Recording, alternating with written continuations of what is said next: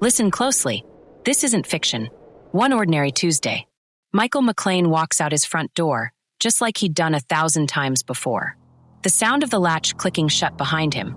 The crunch of gravel under his boots. Routine. Mundane.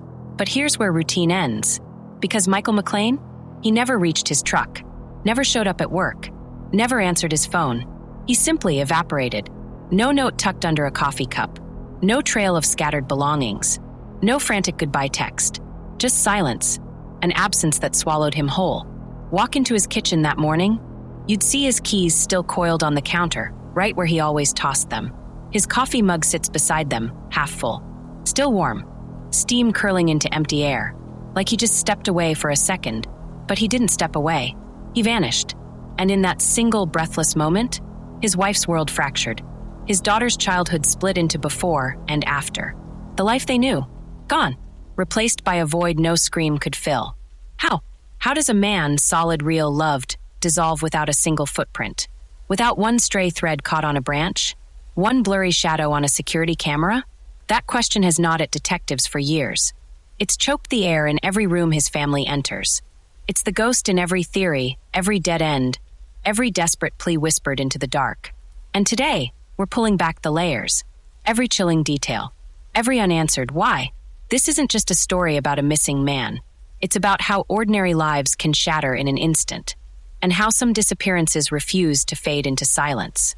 Before the posters, before the headlines, before the word missing stamped itself over his life, he was just Michael. Let's scrape off the label of mystery for a moment. Let's talk about the man. Picture the neighbor waving from her porch. Michael? Oh, that man fixed my porch light once at midnight. In pajamas and snow boots. Didn't even let me pay him. Or his daughter, tracing his photo with her finger. Daddy saved the last slice of pizza for me every Friday. Always. Even when I said I was full. This was Michael McClain, a construction worker with calloused hands and dirt under his nails by noon. The kind of guy who'd whistle B.B. King off key in the shower so loud, you could hear it down the hall. Who hated folding laundry, but always remembered his wife's favorite flowers on their anniversary. Wild daisies. Every year. He wasn't a ghost. He wasn't a shadow. He was solid, dependable, the human glue in 1,000 ordinary moments. Sunday pancakes shaped like dinosaurs for his little girl. The way he'd sigh when the Browns lost again. That stubborn cowlick no amount of gel could tame. Ordinary? Yes. Predictable? Absolutely. Which is why what happened next makes no sense. At all. Because people like Michael, the ones who show up, who remember birthdays, who leave porch lights on for neighbors, they don't vanish.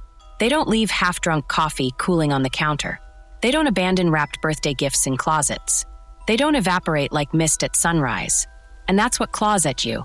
Not just the how, but the why of a man who built his life on showing up, suddenly gone without a trace. This wasn't a man running from something.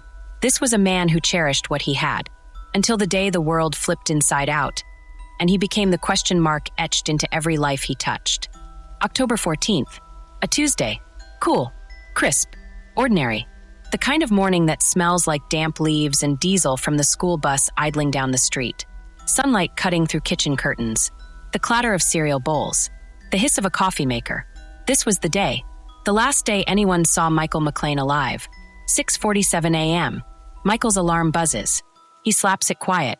Rolls out of bed. Same flannel pajama pants. Same yawn. Same creak in the floorboard near the dresser. He pads down the hall. Peeks into his daughter's room. She's asleep, tangled in dinosaur sheets. He doesn't wake her. Just watches her breathe for a second. Like he always did. 7:15 a.m.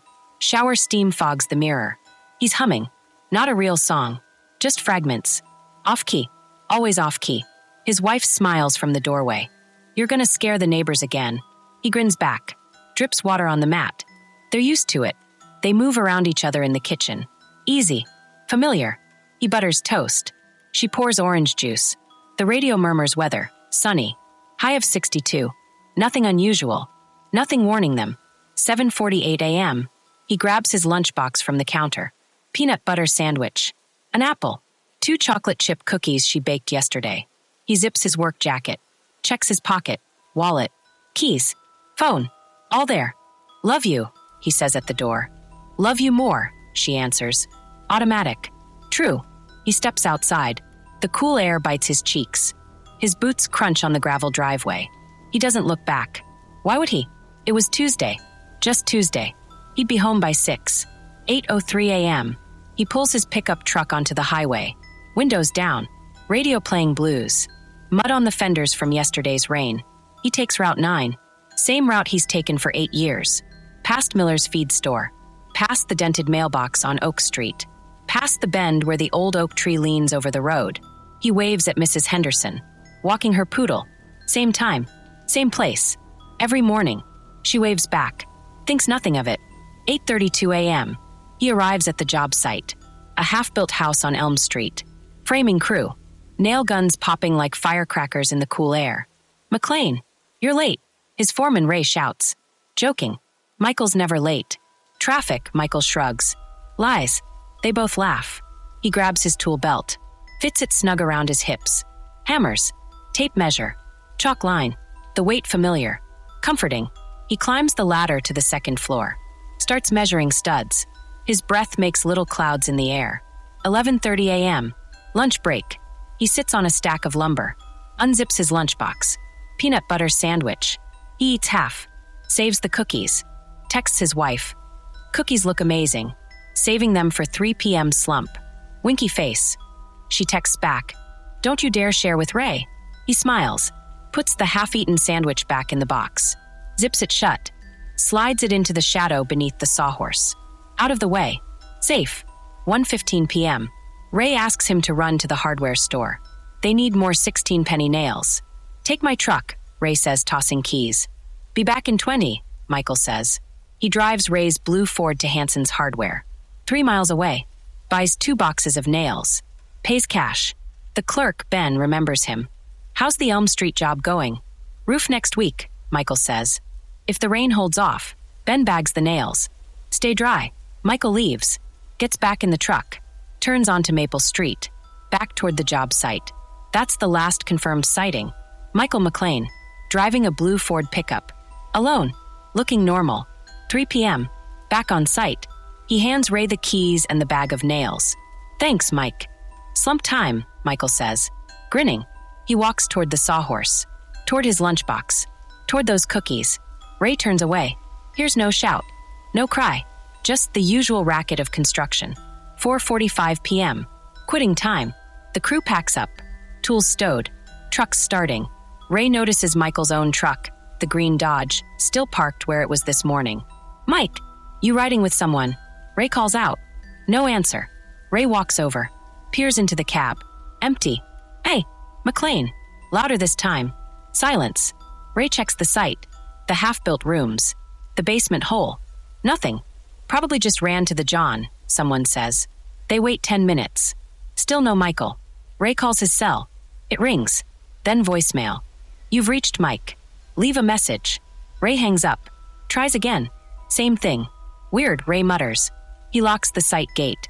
Figures Michael got a ride. Maybe felt sick. He'll call later. 5:15 p.m. Michael's wife starts dinner. Spaghetti. His favorite. She glances at the clock. He's late. Not like him. She calls his phone. Straight to voicemail. You've reached Mike. Her stomach tightens. Just a little. Bad signal at the site, she tells herself. 6:30 p.m. Dark now. His plate sits cold on the table. Spaghetti congealing. She calls Ray. He left. Without his truck. Her voice cracks. Thought he caught a ride with you or something, Ray says, uneasy. Panic. Cold and sharp. She calls hospitals. Nothing. Calls friends. No. One's seen him. Drives to the job site. His green truck sits alone in the empty lot. Streetlights cast long, lonely shadows. She walks to the driver's side. Presses her face to the window. Keys. In the ignition. Lunchbox. On the passenger seat. She tries the door. Unlocked. She opens it. The dome light clicks on. Inside the lunchbox. Half a peanut butter sandwich. An apple. Shining red. 2 chocolate chip cookies. Untouched. 7:02 p.m. She calls 911. Her voice shakes. My husband, he's gone. His truck's here, his lunch, but he's not here. The police arrive. Flashlights sweep the site. Woods. The foundation hole. Nothing. No sign of struggle. No dropped hammer. No torn jacket. No footprints leading away. Just his truck. Parked neatly. Engine cold. Lunch untouched. Phone going straight to voicemail. No frantic calls logged. No bank cards used. No texts. No emails. No GPS pings. It's as if the moment he walked away from that sawhorse, he stepped off the edge of the world. No push. No fall. Just gone. Vanished between one ordinary breath and the next, leaving behind cold spaghetti, a half-built house, a lunchbox full of uneaten cookies, and a silence so deep it screams. Hope arrived fast. It left slow and bitter. The moment Michael's wife called 911, the machine kicked in. Flashing lights cut through the night. Radios crackled. Notebooks flipped open. When did you last see him? Was he upset? Any enemies? The answers were all the same, no. No. No. He was just Michael. And he was gone. Dawn, day 2. Search teams hit the ground. Boots crunching frost. Breath steaming. They fanned out from that silent job site like ripples from a thrown stone. Police combed the woods. Thorns snagged uniforms. Flashlight beams cut weak paths through the thickets. They called his name. Michael. Only crows answered. Divers checked the lakes. Cold, black water swallowed their lights. Hands groped in the murk, feeling for fabric. Bone. Anything. They found beer cans. A bicycle frame. Rotted tires. No Michael. Drones buzzed overhead. Cameras scanning rooftops, fields, the skeletons of unfinished buildings. Zooming in on every shadow that looked almost human. Everyone was a stump. A rock. A trick of the light. By day 3, volunteers arrived. Hundreds. Neighbors. Co-workers. Strangers clutching thermoses of coffee. They wore his face on their chests. Missing. Michael McClain. Phone number underneath. They plastered posters. On gas station windows. Phone poles. Library bulletin boards. Taped to the doors of diners where he ate breakfast. Stapled to trees along his route to work. His eyes followed you everywhere. Smiling. Unaware. Have you seen this man? Most hadn't. Some thought maybe. Saw someone like him near the old mill? Maybe getting into a car? Leads fizzed up like soda. Went flat just as fast. Then came the dogs. Scent hounds. Lean, whining, paws dancing with purpose. They buried their noses in the shirt his wife gave them. Slept in his bed to catch his smell. Deep, huffing breaths. They caught the trail. At the job site. Near the sawhorse where his lunchbox sat. The dogs surged. Leashes strained. Noses down. Tails high. They led searchers across gravel. Past stacks of lumber. To the edge of the employee parking lot. And stopped. Sniffed frantic circles on the asphalt. Whined. Looked up, confused. The trail ended. Right there. Between Ray's blue Ford and a contractor's muddy van. Like he'd stepped onto that patch of oil-stained ground and vanished into the air itself. Detectives turned to paper. Bank statements. Phone records. Credit cards. Emails. Texts. Nothing. No strange withdrawals. No maxed-out credit line. No secret second phone. His last text? To his wife. About those cookies. His last call? To Ray the day before, confirming the nail order. His last email? A newsletter from the hardware store. 20% off paint. No hidden life. No gambling debts whispered about in back rooms. No angry texts from a lover. No cryptic Google searches in the dead of night. Just Tuesday. Spaghetti night. Then the maybe clues. Tiny sparks in the dark. A gas station receipt. Dated October 14th. 1:45 p.m. Found crumpled under the passenger seat of Ray's blue Ford.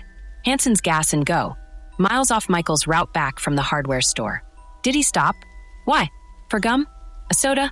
The receipt just showed $8.57 paid in cash. No security cameras outside. The clerk? Maybe? Kinda busy that day. Lots of guys in work boots. Maybe.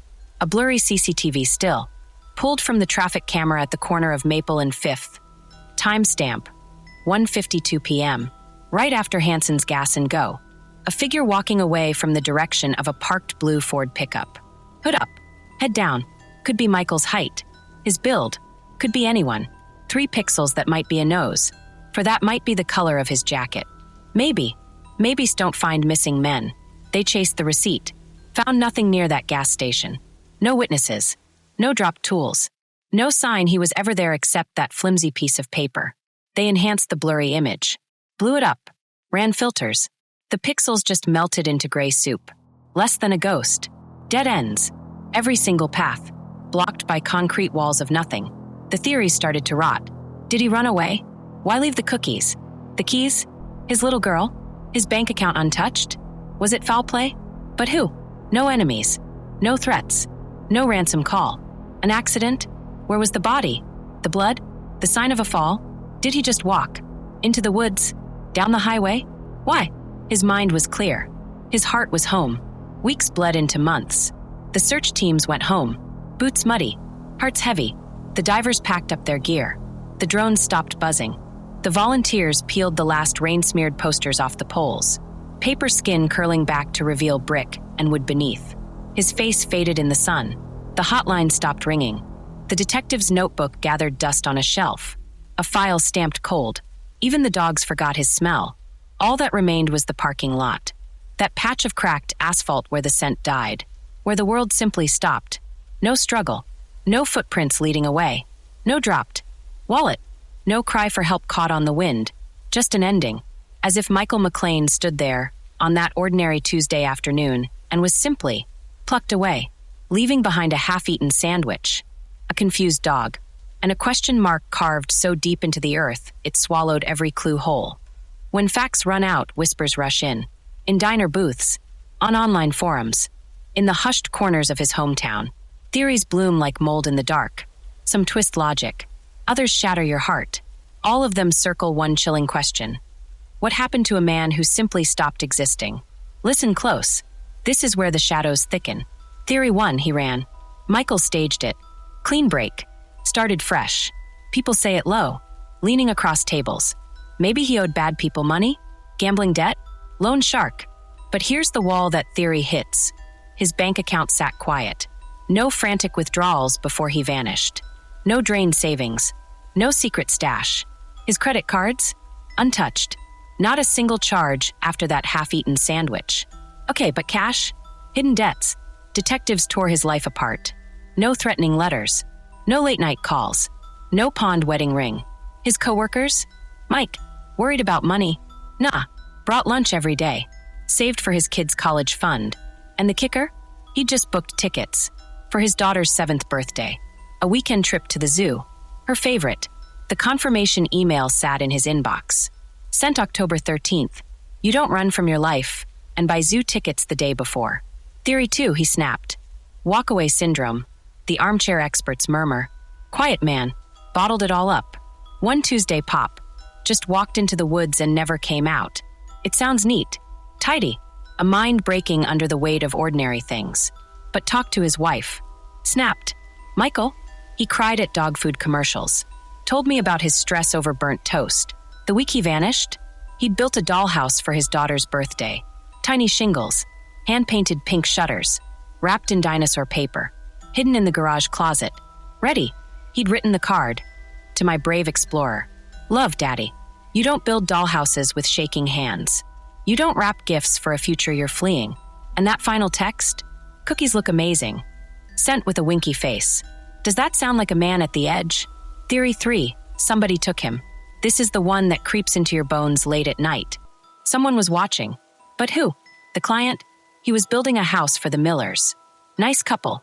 Teachers. Paid on time. No arguments. The stranger? A random predator? Lurking at a construction site in broad daylight? With crews hammering 20 feet away? Possible. But why Michael? Why leave his wallet? His keys? Why no scream? No drop tool? The ghost from his past? Did an old grudge surface? A face from years ago, fists clenched, waiting? They dug. High school records. Old jobs. That bar fight at 20. Over a pool game. Shoved, not punched. Forgotten by Monday. No shadowy enemies. No buried rage.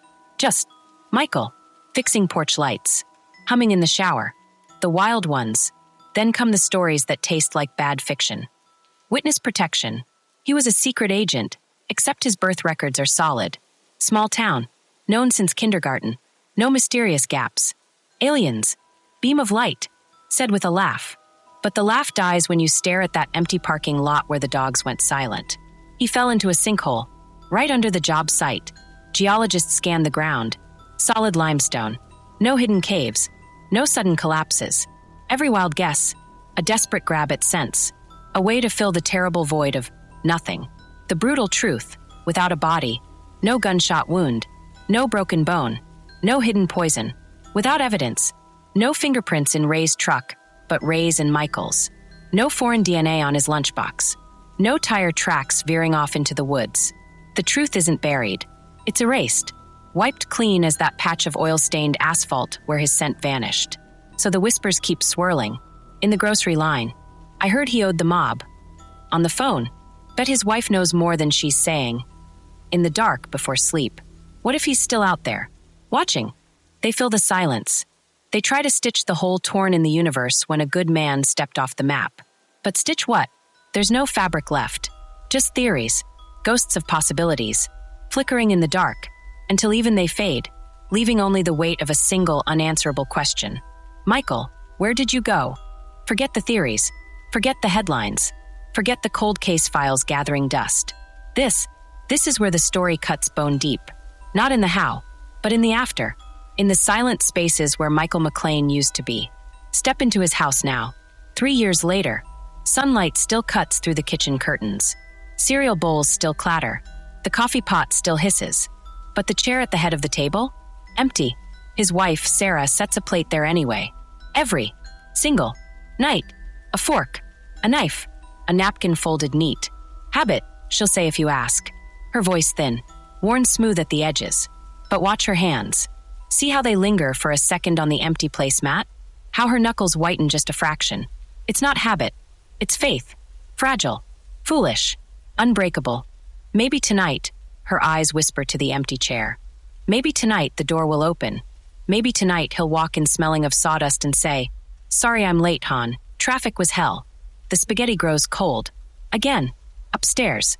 In a room painted sunshine yellow, his daughter, Lily, kneels on a rug dotted with stars. She's 9 now. Her hair's longer. She lost a front tooth last spring. She opens a shoebox hidden under her bed. Inside, not toys, not secrets. Letters. Dozens. Hundreds maybe. Scrawled on notebook paper. Construction paper. The back of math homework. Dear Daddy, they all begin. She writes them when the missing gets too heavy. When kids at school ask why her dad never comes to field day. When she smells peanut butter sandwiches. Did you see the Rainbow Tuesday? It was huge. Mommy burned the cookies again. We laughed. I got an A on my dinosaur report. You'd be proud. Where are you? She folds them carefully. Doesn't seal them. Where would she send them? There's no address for vanished. No zip code for gone. She tucks the newest letter into the box. Pushes it back into the dark. Hope. Folded into paper. Stored in the shadows. Birthdays. Oh, birthdays. They don't sing happy birthday to Lily first. They walk to the big oak tree in the backyard. The one with the crooked branch where Michael hung her first swing. Sarah pulls 2 balloons from her pocket. One pink, one blue. Lily holds the strings tight. They close their eyes. Don't pray. Just listen. To the wind. To the leaves. To the awful, screaming silence where a voice should be. Where are you? Lily whispers. We miss you, Sarah breathes. They let go. Watch the balloons climb. Shrinking dots against the clouds. Up. Up. Gone. Like him. They never watch them disappear. They turn away first. Back to cake. To presents. To pretending. This is the poison of disappearance. It doesn't just steal a person. It steals endings. It locks the people who love them in a room with no doors. No body. No grave to weep over. No finality to wrap your hands around. Just maybe. Maybe he's alive. Hurt. Trapped. Calling her name in the dark somewhere. Maybe he's dead. Bones lying in a ditch under rain. Which hell is worse? Sarah doesn't know. She lives in the crack between them. Watch her in the grocery store. Frozen in the cereal aisle. His favorite brand, the sugary one she used to scold him for buying, sits on the shelf. Her hand hovers. Trembles. Pulls back. Does she buy it? For the ghost? For the hope? Or does she leave it there? A silent admission that maybe he's never coming home? She leaves it. Walks faster. Eyes bright with unshed tears. See the neighbors look away? They mean well. But what do you say? Any news? Is a knife twist. You're so strong as a lie. So they say nothing. They mow their lawns. Wash their cars. Life moves on. Except in the house with the empty chair. Time doesn't move there. It pools. Stagnant. Thick. Lily draws families in art class. Mom, daughter, dog, no dad. The teacher doesn't ask. The kids don't tease. They feel the gap, the raw, unfinished edge of her picture. Is that all, Lily? Yes, she says, pressing too hard with her crayon. That's all now. This is limbo. Not heaven, not hell, the in-between, where every ring of the phone is a heart attack, where every knock on the door could be a cop with kind eyes, or a miracle, where every man with broad shoulders and brown hair glimpsed in a crowd. Stop. Stare. Hope. Crush. Was that? No. Never. Closure? That's for people who find answers. For bones in the woods identified by dental records. For tearful confessions whispered in interrogation rooms. Sarah and Lily, they get silence. A vast, echoing silence that swallows birthdays, holidays, Tuesday nights. They get the plate set for no one. The letters sent nowhere. The balloons rising into empty sky. They get the question, carved into every sunrise. Is today the day we find out? And the crushing, relentless whisper that follows. Or is silence the only answer we'll ever get? The real crime isn't the vanishing. It's the void it leaves behind. A wound that cannot scab. A story with no last page. Just a family, learning to breathe around the hole, where a man named Michael used to be. So here we are, staring into the void, after every clue, every theory, every tear-soaked balloon released into the sky. The question remains, sharp as shattered glass, simple as a stopped heartbeat. What happened to Michael McClain? We may never know. Let that sink in. Never. No smoking gun. No deathbed confession. No bones whispering secrets from the earth. Just silence. A vast, echoing silence that swallows years. But his story, it isn't just a mystery. It's a mirror, held up to our own ordinary lives. Look into it. See your quiet street? The porch light left on. The neighbor walking his dog at dawn. See your own driveway? The car parked just so. The familiar crunch of gravel under familiar tires. See the mundane rhythm of your own Tuesday? The coffee brewing. The kiss goodbye. The unthinking see you tonight. This is where true horror lives. Not in crumbling castles or fog-drenched moors. In the ordinary. In the space between turning a key and the lock clicking shut. In the pause between goodbye and gone. One moment, Michael McClain was humming off-key in his kitchen. Solid. Real. There. The next. Vapor. No warning rumble. No shadow falling. Just the absence where a man should be. His coffee cooling on the counter. His truck waiting faithfully in an empty lot. His daughter's name half-formed on his lips, unheard. This is the terror that outlasts ghost stories. That the world isn't safe. That the ground beneath your feet isn't solid. That the person you love most can step out a door and become a question mark carved into thin air. So, if you're listening, if you ever drove past Hanson's Gas and Go on October 14th and saw a green work jacket, if you recall a blue Ford pickup idling strangely near Elm Street that afternoon, if you heard a shout muffled by construction noise, or found a stray work glove you couldn't explain, speak. Now, not to us, to them, to Sarah, setting a plate for a ghost every single night, to Lily, folding another letter into a shoebox tomb. Your fragment? Your sliver of memory? It might be the key that unlocks 3 years of limbo, the answer that stops the balloons from rising, the truth that lets a little girl finally draw her family whole. Because behind every disappearance, behind every blurred photo on a milk carton, every faded poster fluttering on a pole, there isn't just a mystery. There's a chair pulled out at a table waiting. There's a birthday cake missing one set of candles. There's a front door left unlocked long after midnight. Just in case. Someone is still waiting, Michael. Not for a hero. Not for a saint. Just for a man who fixed porch lights in his pajamas. Who hummed terribly in the shower. Who loved peanut butter sandwiches and blues music. And his little girl more than life itself. They're waiting for you to come home. And until you do, or until the earth gives up its secret, your story stands. A brutal monument. A reminder written in vanishing ink. The world can take a man in broad daylight and leave no trace but the silence he leaves behind. Some silences grow heavier with time. This one does. Michael McClain's absence isn't just a hollow space in his family's home. It's a rip in the fabric of the ordinary world. A reminder that safety is fragile. That goodbye isn't always a promise. If his story clung to you, if you felt that chill when you pictured his half-drunk coffee cooling on the counter, if you heard the echo of his daughter's whisper, where are you? Hours after you stopped listening, do something. Something small. Something vital. Say his name. Michael McClain. Not case number 23107. Not that missing guy. Say it out loud. Let it hang in the air where it belongs.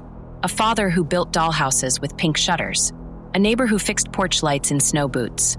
A man who loved wild daisies, off-key shower concerts, and saving the last slice of pizza for his little girl. Say it until the statistic bleeds away, and the human being remains. Share this. Not for views, not for clicks.